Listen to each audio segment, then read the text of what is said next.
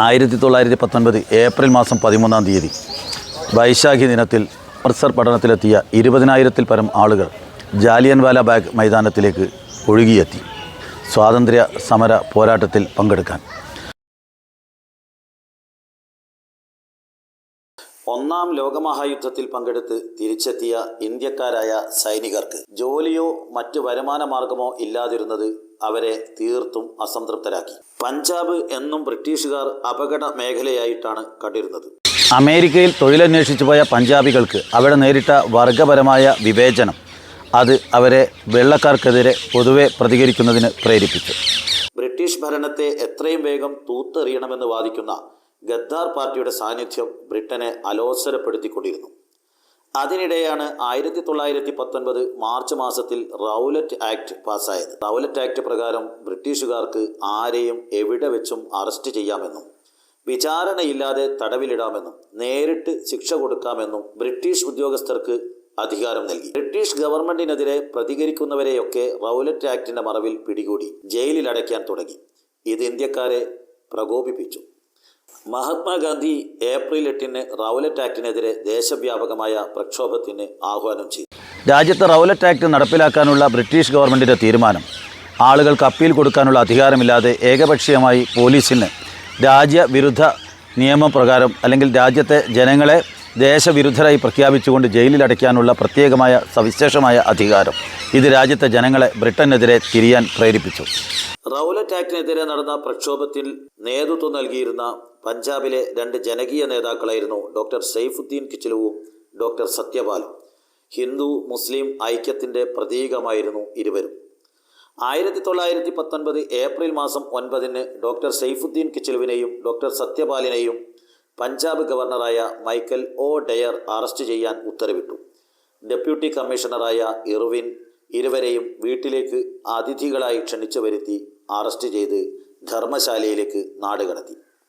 സൈഫുദ്ദീൻ കിച്ലുവിനെയും സത്യപാലിനെയും എന്തു ചെയ്തു എന്ന് വ്യക്തമാക്കണമെന്നാവശ്യപ്പെട്ട് അടുത്ത ദിവസം ജനങ്ങൾ ഡെപ്യൂട്ടി കമ്മീഷണറുടെ ഓഫീസിലേക്ക് മാർച്ച് നടത്തി. അതിനു നേരെ പോലീസ് വെടിവെക്കുകയും ഏതാനും പേർ കൊല്ലപ്പെടുകയും ചെയ്തു.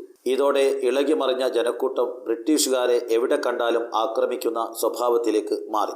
1919 ഏപ്രിൽ മാസം 10-ാം തീയതി ഡോക്ടർ സൈഫുദ്ദീൻ കിച്ലുവിനെയും ഡോക്ടർ സത്യപാലിനെയും അറസ്റ്റ് ചെയ്തു. ഇതോടുകൂടി അമൃത്സറിലെ ജനങ്ങൾ ഇളകി മറിഞ്ഞു. 1919 ഏപ്രിൽ 10 അമൃത്സറിൽ നടന്ന സംഘർഷത്തിനിടെ 5 ബ്രിട്ടീഷ് പൗരന്മാർ കൊല്ലപ്പെട്ടു. അമൃത്സറിലെ കലാപങ്ങൾ 1857 ഒന്നാം സ്വാതന്ത്ര്യ സമരത്തിന് സമാനമായ സാഹചര്യങ്ങൾ സൃഷ്ടിക്കുമെന്ന് ബ്രിട്ടീഷ് ഉദ്യോഗസ്ഥർ ഭയപ്പെട്ടു. പഞ്ചാബ് ഗവർണറായ ജനറൽ മൈക്കൽ ഒ ഡയർ കലാപം അടിച്ചമർത്താൻ ഏറ്റവും അനുയോജ്യനായ വ്യക്തി ബ്രിഗേഡിയർ ജനറൽ റെജിനാൾഡ് ഡയർ ആണെന്ന് വിശ്വസിച്ചു. മർക്കടമുഷ്ടിക്കാരനും എതിരാളികളോട് നിർദ്ധയം പെരുമാറുന്ന വ്യക്തിത്വവുമായിരുന്നു അദ്ദേഹം ഏപ്രിൽ 11 അമൃത്സറിൽ എത്തി. ബ്രിഗേഡിയർ ജനറൽ റെജിനാൾഡ് ഡയർ അമൃത്സറിലെത്തിയപ്പോൾ അമൃത്സർ പട്ടണത്തിൻ്റെ നിയന്ത്രണം ഏതാണ്ട് നഷ്ടപ്പെട്ടു തുടങ്ങിയിരുന്നു. ഏപ്രിൽ 13 രാവിലെ അദ്ദേഹം അമൃത്സറിലെ എല്ലാ പൊതുയോഗങ്ങളും കൂട്ടം ചേരലുകളും നിരോധിച്ചുകൊണ്ട് ഉത്തരവിറക്കുകയും അത് പരസ്യമായി വായിക്കുന്നതിന് ആളുകളെ ഏർപ്പാട് ചെയ്യുകയും ചെയ്തു. അന്ന് 8 മണിക്ക് അമൃത്സറിൽ കർഫ്യൂ ഏർപ്പെടുത്തുകയും ചെയ്തു. ജനറൽ ഡയറിൻ്റെ ഉത്തരവിന് ജനങ്ങൾ ഒരു വിലയും കൽപ്പിച്ചില്ല. അതിനിടെ അന്ന് വൈകുന്നേരം അമൃത്സറിൽ വലിയൊരു സമ്മേളനം ചേരുന്ന വിവരം ജനറൽ റെജിനാൾഡ് ഡയറിനെ വിറളി പിടിപ്പിച്ചു. ബ്രിട്ടന് പഞ്ചാബിൻ്റെ നിയന്ത്രണം നഷ്ടപ്പെട്ടിട്ടില്ല എന്ന് പൊതുസമൂഹത്തെ ബോധ്യപ്പെടുത്താൻ ഇതാണ് ഏറ്റവും മികച്ച അവസരമെന്ന് അദ്ദേഹം കരുതി. 1919 ഏപ്രിൽ മാസം 13 വൈകുന്നേരം ഏതാണ്ട് 20,000-ഓളം ഇന്ത്യൻ സമരഭടന്മാർ ജാലിയൻവാല ബാഗ് മൈതാനത്ത് ഒത്തുകൂടി. ജാലിയൻവാല ബാഗിന് ഒരേയൊരു ഇടുങ്ങിയ വഴി മാത്രമേ ഉണ്ടായിരുന്നുള്ളൂ. 4 ഭാഗവും മതിലുകളാലും കെട്ടിടങ്ങളാലും ചുറ്റപ്പെട്ട മൈതാനമായിരുന്നു ജാലിയൻവാല ബാഗ്. അവിടെ തടിച്ചുകൂടിയ ആളുകളിൽ വലിയൊരു വിഭാഗം അന്നേ ദിവസം നടന്നിരുന്ന സിഖുകാരുടെ വൈശാഖി ഉത്സവത്തിന്റെ ഭാഗമായി എത്തിയവരായിരുന്നു. ഇവരിൽ പലർക്കും ജനറൽ ഡയറിന്റെ രാവിലെ വായിച്ച ഉത്തരവിനെക്കുറിച്ച് ഒരു അറിവ് പോലുമില്ലാത്ത പാവങ്ങളായിരുന്നു. ജാലിയൻവാല ബാഗിന്റെ വിശാലമായ മൈതാനത്ത് ഒത്തുകൂടിയവരിൽ ആരുടെ കൈവശവും ഒരു വടി പോലും ഉണ്ടായിരുന്നില്ല. വൈകുന്നേരം 5 മണി സമയം. ബ്രിഗേഡിയർ ജനറൽ റെജിനാൾഡ് ഡയർ 90 സൈനികരും 2 കവചിത സായുധ കാറുകളുമായി ജാലിയൻ വാലാബാഗിലേക്കുള്ള ഇടുങ്ങിയ വഴിയിലൂടെ കവചിത കാറുകൾക്ക് മൈതാനത്തേക്ക് പ്രവേശിക്കാൻ സാധിക്കുമായിരുന്നില്ല. അതുകൊണ്ട് അവ പുറത്തു നിർത്തിയിട്ടു. നിരായുധരായ ജനക്കൂട്ടത്തിന് ഒരു തരത്തിലുള്ള മുന്നറിയിപ്പ് നൽകാതെ ജനറൽ ഡയർ അവർക്ക് നേരെ വെടിവെക്കാൻ ഉത്തരവിട്ടു. അദ്ദേഹത്തോടൊപ്പമുള്ള സൈനികർ നിർത്താതെ വെടിവെച്ചുകൊണ്ടേയിരുന്നു. 10 മിനിറ്റ് നേരം 1650 പരം വെടിയുണ്ടകളാണ് അവരുടെ തോക്കുകളിൽ നിന്ന് പുറപ്പെട്ടത്. ഇടയ്ക്ക് തിരകൾ നിറയ്ക്കാനുള്ള വിശ്രമ വേളകൾ ഒഴിച്ച് 10 മിനിറ്റ് സമയവും വെടിയുണ്ടകൾ പുറപ്പെട്ടുകൊണ്ടേയിരുന്നു. പലരും മതിൽ ചാടിക്കടന്ന് പുറത്തേക്ക് രക്ഷപ്പെടാൻ ശ്രമിച്ചെങ്കിലും അവരെയൊക്കെ നിഷ്കരുണം വെടിവെച്ചിട്ടു. 100 കണക്കിന് ആളുകൾ സമീപത്തെ വലിയ കിണറ്റിലേക്ക് ചാടി രക്ഷപ്പെടാൻ ശ്രമിച്ചു. അവരൊക്കെ അവിടെ കിടന്ന് മരിച്ചു. ഏതാണ്ട് 379 ആളുകൾ മരണപ്പെട്ടു എന്നാണ് ബ്രിട്ടന്റെ ഔദ്യോഗിക കണക്ക്. പക്ഷേ കോൺഗ്രസിന്റെ കണക്ക് പ്രകാരം 1000-ൽ പരം പേരാണ് മൈതാനത്ത് വെടിയേറ്റ് വീണ് മരിച്ചത്. എല്ലാത്തിനും മൂകസാക്ഷിയായിക്കൊണ്ട് അമൃത്സറിലെ ജാലിയൻ വാലാബാഗ് മൈതാനത്തെ ആ വലിയ കിണർ ഇപ്പോഴും സംരക്ഷിച്ച് നിർത്തിയിരിക്കുന്നു. അന്നത്തെ വെടിയുണ്ടകളേറ്റ ചുമരുകൾ ഇപ്പോഴും അതേപടി സംരക്ഷിച്ച് നിർത്തിയത് നമുക്ക് കാണാവുന്നതുമാണ്. 1920 നവംബർ മാസത്തിൽ ജാലിയൻ വാലാബാഗ് സംഭവത്തെക്കുറിച്ച് അന്വേഷിക്കാൻ ബ്രിട്ടീഷ് ഗവൺമെൻറ് ഒരു കമ്മീഷനെ നിയമിച്ചു. ലോർഡ് ഹണ്ടർ ആയിരുന്നു ഇതിൻ്റെ ചെയർമാൻ. കമ്മിറ്റി ലാഹോറിൽ സിറ്റിംഗ് നടത്തുകയും തെളിവെടുപ്പ് നടത്തുകയും ചെയ്തു. തെളിവെടുപ്പ് വേളയിൽ ഉടനീളം ജനറൽ റെജിനാൾഡ് ഡയർ താൻ ചെയ്തത് ശരിയായിരുന്നുവെന്ന് ബ്രിട്ടീഷ് ഭരണകൂടത്തെ രാജ്യത്ത് സംരക്ഷിച്ചു നിർത്താനും ആക്രമികളെ തുരത്താനും തൻ്റെ നടപടി കൂടിയേ തീരുമായിരുന്നുള്ളൂ എന്നും അദ്ദേഹം വാദിച്ചു.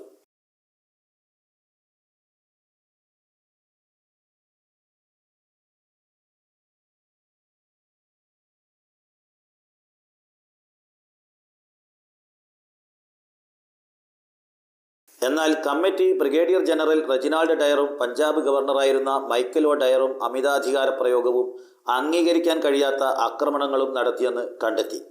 എന്നാൽ ബ്രിട്ടീഷ് പ്രഭുസഭ ഇരുവരുടെയും തീരുമാനങ്ങളെ പിന്തുണയ്ക്കുന്ന തീരുമാനമാണ് എടുത്തത്. എന്നാൽ തൻ്റെ ഉപദേശകരിൽ നിന്ന് ജനറൽ ഡയറിനെ സംരക്ഷിക്കുന്നത് ബ്രിട്ടന് കൂടുതൽ തിരിച്ചടികൾക്ക് കാരണമാകുമെന്ന് ബോധ്യപ്പെട്ട ജോർജ് 5-ാമൻ രാജാവ് ജനറൽ ഡയറിനോട് 6 മാസത്തേക്ക് നിർബന്ധിത അവധിയിൽ പ്രവേശിക്കാൻ നിർദ്ദേശിച്ചു. അദ്ദേഹത്തെ ബ്രിട്ടനിലേക്ക് തിരിച്ചു വിളിക്കുകയും ചെയ്തു. ജാലിയൻ വാലാബാഗിലെ യഥാർത്ഥ സംഭവങ്ങൾ പുറത്തു വന്നതോടെ ബ്രിട്ടനിലെ ഏതാണ്ട് എല്ലാ രാഷ്ട്രീയ നേതാക്കളും സംഭവത്തിൽ നടുക്കം പ്രകടിപ്പിച്ചു.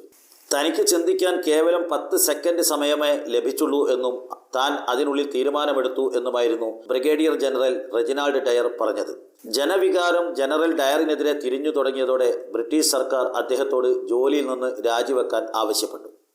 എന്നാൽ അദ്ദേഹത്തെ ബ്രിട്ടീഷ് സാമ്രാജ്യത്വത്തിൻ്റെ രക്ഷകനായി ചിത്രീകരിച്ച ഒരു വിഭാഗം അദ്ദേഹം സർവീസിൽ നിന്ന് വിരമിക്കുമ്പോൾ 26,000 പൗണ്ട് തുക സ്വരൂപിച്ച് നൽകി.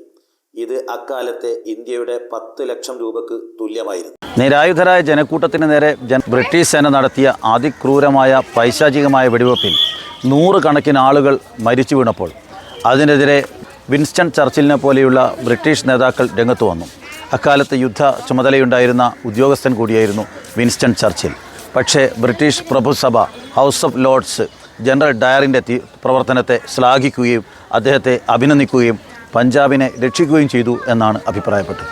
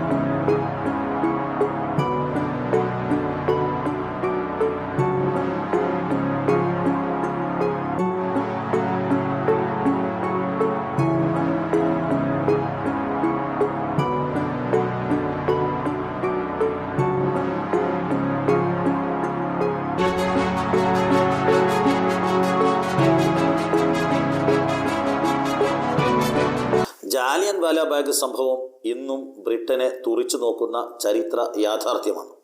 ബ്രിട്ടൻ മറക്കാൻ ശ്രമിക്കുന്ന ഇന്ത്യൻ ചരിത്രത്തിൻ്റെ ഭാഗവും. നന്ദി, നമസ്കാരം.